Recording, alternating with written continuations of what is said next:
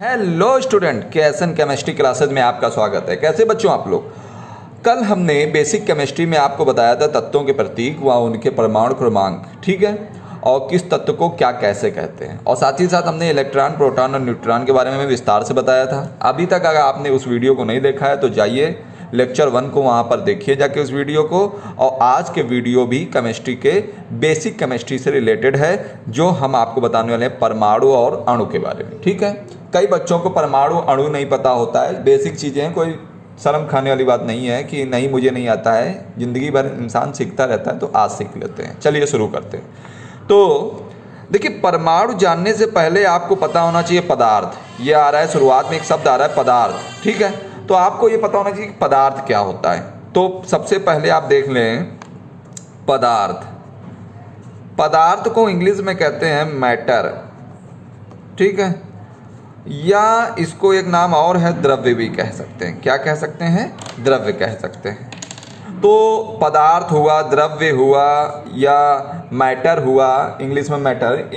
इसकी डिफिनीशन क्या है, ये है क्या?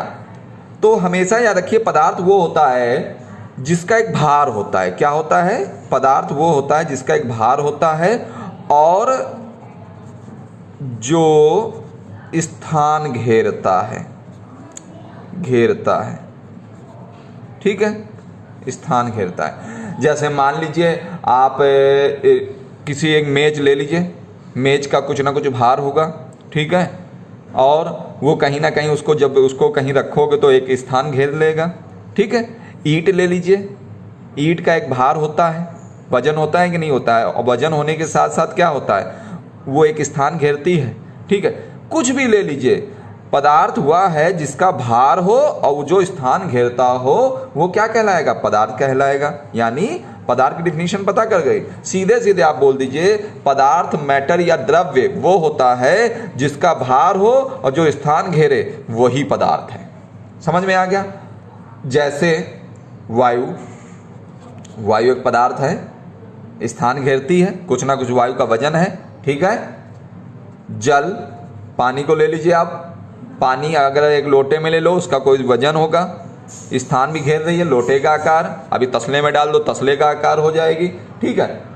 इसी तरह आप ले लो स्टील, चांदी, लोहा, लकड़ी, लकड़ी को ले लो आप, वो भी उसका एक वजन होता है। लकड़ी क्या होगी? लकड़ी का एक वजन होगा, और वजन के साथ उसको कहीं रखोगे तो स्थान घेरेगी। भाई मेज की अभी मैं बात कर रहा था आपसे। तो पदार्थ हुआ है जिसका भार हो और जो स्थान घेरे, वो पदार्थ है। और पदार्थ की 3 अवस्थाएं हैं। देखिए, ठोस, ठोस हो गया, द्रव हो गया और गैस हो गया। ये आप लोगों ने कुछ ने पढ़ा होगा और कुछ आप पढ़ रहे हैं, ठीक है। तो देखिए, हमेशा याद रखिए ठोस क्या होते हैं, द्रव क्या होते हैं, गैस क्या होते हैं। बहुत ही शॉर्ट में बताएंगे इसको, ठीक है, ज़्यादा वो नहीं। देखिए, ठोस का आकार निश्चित होता है। ठोस का जो आकृति होती है वो क्या होगी? निश्चित होगी। और इनके जो कण होते हैं बहुत पास पास होते हैं। इनके जो कण होते हैं बहुत पास पास होते हैं, कंपन नहीं कर सकते हैं, ठीक है। इनके बीच आकर्षण बल इतना अधिक होता है कि ये एक दूसरे के बहुत पास पास बंधे होते हैं, ये एक दूसरे से दूर नहीं जा सकते, ठीक है। और द्रव का, जो आपका ठोस है, ठोस का जो आयतन होता है वो भी निश्चित होता है, ठीक है। ठोस, जैसे मैं अभी आपके सामने एक ईंट ले लूँ, ठीक है। ईंट को क्या मतलब, आप उसके आयतन में कोई परिवर्तन कर सकते हैं? नहीं कर सकते हैं, ठीक है। उसका आयतन जो होता है निश्चित होगा, जहाँ पर भी रखोगे वो उतनी ही जगह घेरेगा। समझ में आ रहा है? जहाँ पर रखोगे वो उतनी ही जगह घेरेगा। परंतु द्रव में ऐसा कंडीशन नहीं है। द्रव का जो आकार निश्चित नहीं होता है। द्रव का आकार जो होता है वो क्या होता है? निश्चित नहीं होता है। द्रव का आकार ही नहीं निश्चित होता है। अभी लोटे में डाल दो तो लोटे का ले लेगा, तसले में डाल दो, तसले गिलास में डाल दो पानी को, तो वो वैसा आकार ले लेगा। आकार निश्चित नहीं होता, परंतु आयतन निश्चित होता है। यानी 1 लीटर आप पानी ले रहे हो तो 1 लीटर को तसले में डालो तो 1 ही रहेगा, लोटे में डालो लोटे में रहेगा, गिलास में डालोगे गिलास में रहेगा। जिस पात्र में डालेंगे उसका क्या होगा, आयतन तो निश्चित होगा परंतु रूप बदलता चला जाएगा, उसकी आकृति क्या होगी, बदलती चली जाएगी। जिस बर्तन में आप द्रव को डालोगे वैसी आकृति ले लेता है, परंतु ठोस कंडीशन में इसका आकृति भी निश्चित होती है और आयतन भी निश्चित होता है। ठीक है, यानी कहने का मतलब है आयतन की बात कर लें तो आप उसको कहीं भी रखें उतना ही वॉल्यूम होगा, आयतन को इंग्लिश में वॉल्यूम कहते हैं। ठीक है, और उसकी आकृति भी निश्चित होती है। आकृति में ईंटे में कोई परिवर्तन कर सकते हो, नहीं कर सकते हो। गैस की बात कर लें, इसी जगह गैस का ना तो आकार निश्चित होता है ना ही गैस का मतलब आयतन निश्चित होता है। ठीक है, अब आप अगर उसका आकार की बात देखिए, हमेशा याद रखिए इनके कणों के बीच आकर्षण बल बहुत होता है, इनके कणों के बीच आकर्षण बल इनकी तुलना में थोड़ा दूर दूर होते हैं। ठीक है, ये थोड़ा कंपन कर सकते हैं, मगर गैस के जो कण होते हैं वो आसानी से एक स्थान से दूसरे स्थान जा सकते हैं। ठीक है, इनके बीच आकर्षण बल नहीं होता है। ठीक है, इनके बीच आकर्षण बल नहीं होता है। आपको ये समझ में आ गया? ठीक है, और इनका आकार और आयतन भी निश्चित नहीं होता है। तो ये पदार्थ हो गया। पदार्थ को बहुत छोटे से में समझिए कि इसका भार होगा और जो स्थान घेरता है वो पदार्थ है। इसको 3 अवस्थाएं होती हैं, ठोस, द्रव, गैस। ठीक है, ठोस के कण पास पास होते हैं, द्रव के कण जो होते हैं ठोस की तुलना में दूर दूर और गैस के बहुत दूर दूर होते हैं। ठीक है, इनका आकार व आयतन निश्चित होता है। आकृति, इनकी आकृति व आयतन, आकृति निश्चित नहीं होती है परंतु आयतन निश्चित होता है। इनका आकृति व आयतन निश्चित नहीं होता है। ठीक है, तो ये पदार्थ के विषय में आप जान गए। अब पदार्थ से हटके हम बात कर लें, पदार्थ से हटके परमाणु के विषय में। ठीक है, परमाणु क्या है? तो देखिए, परमाणु यहां मैंने लिख रखा है, परमाणु पदार्थ का वह सूक्ष्मतम कण, पदार्थ का वह सूक्ष्मतम कण जो किसी भी रासायनिक क्रिया में भाग लेता है परंतु स्वतंत्र अवस्था में नहीं रह सकता, परमाणु कहलाता है। ठीक है, हमेशा याद रखिएगा, पदार्थ का वह सूक्ष्मतम कण जो रासायनिक क्रिया में तो भाग लेगा परंतु स्वतंत्र अवस्था में नहीं रह सकता, परमाणु कहलाता है। ठीक है, अगर हम बात कर लें, देखो, केवल अक्रिय गैसों को छोड़कर, अक्रिय गैसें क्या होती हैं? हीना नीना और करीना की जिरॉक्स। ठीक है, हीलियम, नियॉन, आर्गन, क्रिप्टॉन, ठीक है, जेनॉन, ये सब क्या हैं? अक्रिय गैसें हैं। ये सब क्या हैं? अक्रिय गैसें हैं। ये जो हैं इनको छोड़ करके जो आपका पदार्थ है सूक्ष्मतम कण जो रासायनिक क्रिया में भाग लेता है परंतु स्वतंत्र अवस्था में नहीं रह सकता, परमाणु कहलाता है। ठीक है, जैसे हम परमाणु की बात कर लें तो यहाँ पर देखिए, परमाणु जैसे हाइड्रोजन हो गया, ये क्या है? परमाणु है। ये क्या है? परमाणु है। ठीक, इसी जगह ऑक्सीजन ले लें, ये भी क्या है? ऑक्सीजन, परमाणु है।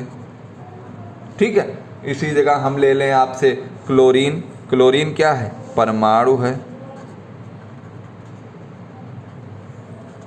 ठीक है, बोरान ले लें, ये क्या है? परमाणु है। ठीक है, आदि, ये सब क्या है? परमाणु है। हमेशा याद रखिएगा, देखिए, आपको अगर हम पॉइंट वाइज बताएं तो थोड़ा सा ये भी जान लीजिए, परमाणु आकार में सूक्ष्म और उदासीन होते हैं। परमाणु, पहला पॉइंट क्या है? परमाणु जो होते हैं आकार में बहुत छोटे होते हैं, ठीक है, और बहुत ही मतलब क्या होते हैं? उदासीन होते हैं। उदासीन का मतलब ना उसमें प्लस चार्ज होता है और ना ही माइनस चार्ज होता है। अधिकांश तत्वों के परमाणु बहुत क्रियाशील होते हैं तथा ये एकल परमाणु के रूप में नहीं रह सकते, ये अणु की भांति रहते हैं। यानी परमाणु स्वतंत्र अवस्था में नहीं रह सकता। इस चीज़ को मैंने पहले ही डिफिनीशन बताया, परमाणु स्वतंत्र अवस्था में नहीं रह सकता। ये क्या होंगे? ये किसी ना किसी एकल परमाणु के रूप में नहीं रह सकते, अणु की भांति रहते हैं। कैसे रहते हैं? अणु की भांति। यानी यहाँ पर 2H, एक H ये मिला, एक H ये मिला, यानी एक हाइड्रोजन परमाणु ये हो गया। ठीक है, और एक हाइड्रोजन परमाणु ये हो गया। क्या बन गया? H2, H2 बन गया। H2 क्या है? अब 2 हाइड्रोजन परमाणु जब मिल गए तो हाइड्रोजन का एक अणु बन गया। परमाणु स्वतंत्र अवस्था में नहीं रह सकते, रासायनिक क्रिया में भाग लेते हैं। देखिए रासायनिक क्रिया में भाग ले रहे हैं, ठीक है, स्वतंत्र अवस्था में नहीं रह सकते, ये हमेशा अणु की अवस्था में रहते हैं, हमेशा याद रखिएगा इस बात को, ठीक है। तो जैसे आप ले लीजिए, यहाँ पर मैंने ले लिया ऑक्सीजन, 2 ऑक्सीजन परमाणु ले लिए, ये ऑक्सीजन है। समझ में आ रहा है? ना समझ में आए कमेंट करिएगा। ये परमाणु हो गया, ये भी परमाणु हो गया। 2 ऑक्सीजन परमाणु मिलके ऑक्सीजन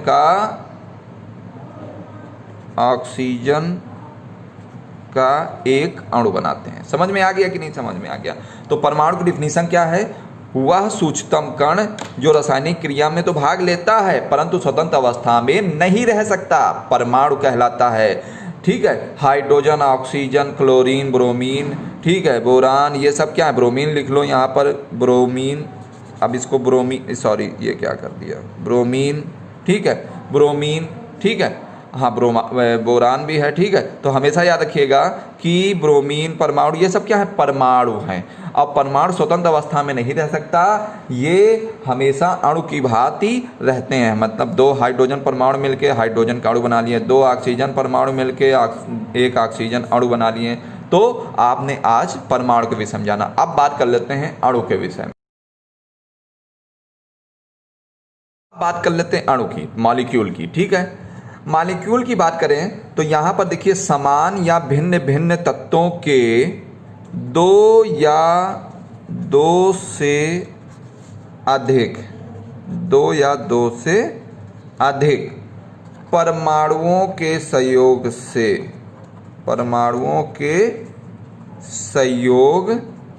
से अणु का निर्माण होता है। अणु का निर्माण होता है, ठीक है, यानी अणु का निर्माण होता है और ये एक दूसरे से सहसंयोजी बंध द्वारा जुड़े होते हैं। इसको ध्यान रखिएगा।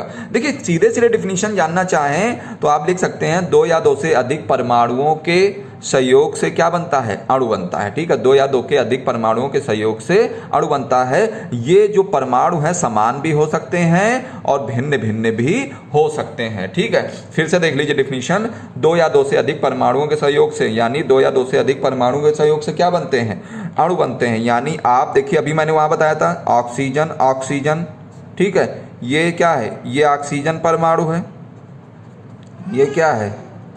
ऑक्सीजन परमाणु है, और ये एक ऑक्सीजन परमाणु है,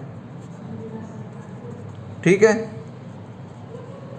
क्या ऑक्सीजन ले रहे हैं? 2 परमाणु ले रहे हैं ना, और वो भी कैसा ले रहे हैं? समान ले रहे हैं, समान रूप से ले रहे हैं। तो ये क्या बन गया? ऑक्सीजन का एक अणु बन गया, ठीक है। समझ में आया? इसी जगह हम बात कर लें, मान लीजिए हम ओजोन ले लेते हैं। अब देखिए यहाँ ओजोन में देखिए O3 सूत्र होता है। अब इसमें ओजोन कितने ऑक्सीजन परमाणु हैं? 3 है। कितने हैं? 3 है।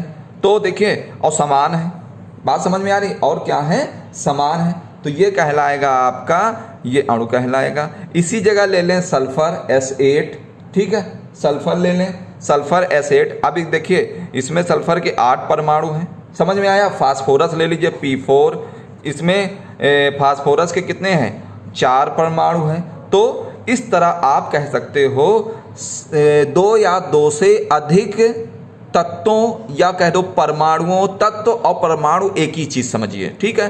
2 या 2 से अधिक परमाणुओं के सहयोग से अणु का निर्माण होता है, और ये अणु क्या हो सकते हैं? ये अणु समान हो सकते हैं और भिन्न भिन्न भी हो सकते हैं। जैसे भिन्न भिन्न वाला भी देख लीजिए, H2O, यहाँ पर हाइड्रोजन के 2 परमाणु हैं और ऑक्सीजन का 1 परमाणु है। ये मिलके यानी हाइड्रोजन के 2 परमाणु और ऑक्सीजन के 1 परमाणु मिलके क्या बनाता है? बताओ भाई, क्या बनाता है? जल बनाता है कि नहीं बनाता है? जल बनाता है।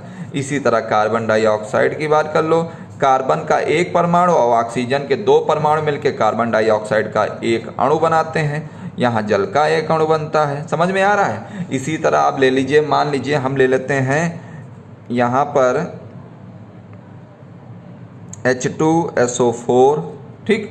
यहाँ देखिए हाइड्रोजन के 2 परमाणु, सल्फर का एक और ऑक्सीजन के 4 परमाणु मिलके क्या बनाते हैं, सल्फ्यूरिक अम्ल का एक अणु बनाते हैं। तो इस तरह आप कह सकते हो, आप समान भी ले सकते हो और भिन्न भिन्न भी ले सकते हो। ठीक है, तो समान या भिन्न भिन्न परमाणुओं के सहयोग से क्या बनता है, अणु बनता है। समान या भिन्न भिन्न 2 या 2 से अधिक, या देखिए आपको कम से कम 2 परमाणु तो लेने ही पड़ेंगे। ठीक है, ऑक्सीजन के देखिए यहाँ कितने परमाणु, 2 परमाणु लिए तो कम से कम 2 लेने पड़ेंगे। ठीक है, इतना समझ में आ गया आपकी, नहीं समझ में आ गया तो आगे देख लीजिए। अब देखिए यहाँ ऑक्सीजन के कितने परमाणु हैं, 2 हैं, तो ये 2 परमाणु हो जाएगा। समझ में आया। अब यहाँ ऑक्सीजन के कितने परमाणु, 3, तो ये 3 परमाणु हो जाएगा। ठीक है, अब यहाँ देखिए फास्फोरस के कितने परमाणु, 4 हैं, तो इसको कहेंगे चतुष्परमाणु, चतुष्परमाणु।